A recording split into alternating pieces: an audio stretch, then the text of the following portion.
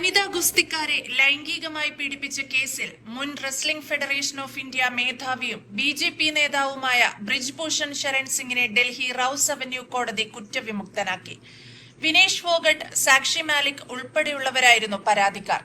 വിധിക്ക് ശേഷം തനിക്കെതിരായ ആരോപണങ്ങൾ വ്യാജമാണെന്ന് തെളിഞ്ഞെന്നും തനിക്ക് ലഭിച്ചത് വലിയ വിജയമാണെന്നും ബ്രിജ്ഭൂഷൺ പ്രതികരിച്ചു.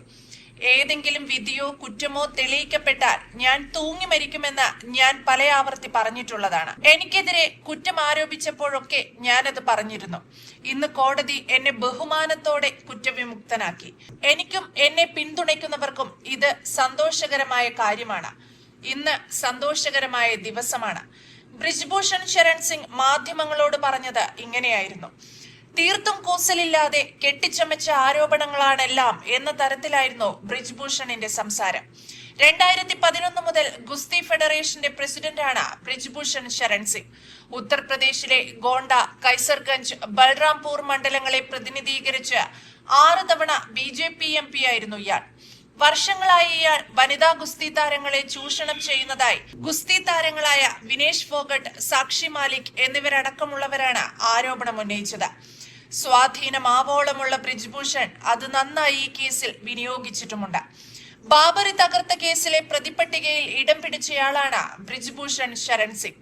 പിന്നീട് കോടതി ഇയാളെ കുറ്റവിമുക്തനാക്കി. 2020 കോടതി കുറ്റവിമുക്തനാക്കിയ ബി.ജെ.പി. നേതാവ് LK അദ്വാനി ഉൾപ്പെടെയുള്ള കുറ്റാരോപിതരായ 40 നേതാക്കളുടെ പട്ടികയിൽ ബ്രിജ്ഭൂഷൺ ശരൺ സിംഗിന്റെ പേരുമുണ്ട്.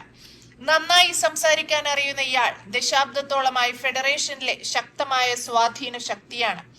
2016 മുതൽ 2019 വരെയുള്ള കാലയളവിൽ ഡൽഹിയിലെ ഓഫീസ്, ബ്രിജ്ഭൂഷണിന്റെ ഔദ്യോഗിക വസതി, വിദേശയാത്രകൾ എന്നിവയ്ക്കിടെ ലൈംഗികാതിക്രമങ്ങൾ ഉണ്ടായതായി പരാതിക്കാർ ആരോപിച്ചു. 2023 ജന്തർ മന്ദറിൽ വനിതാ ഗുസ്തിക്കാർ നടത്തിയ പ്രതിഷേധത്തെ തുടർന്നാണ് ബ്രിജ്ഭൂഷണെ പ്രതിയാക്കി ഡൽഹി പോലീസ് കേസെടുത്തത്.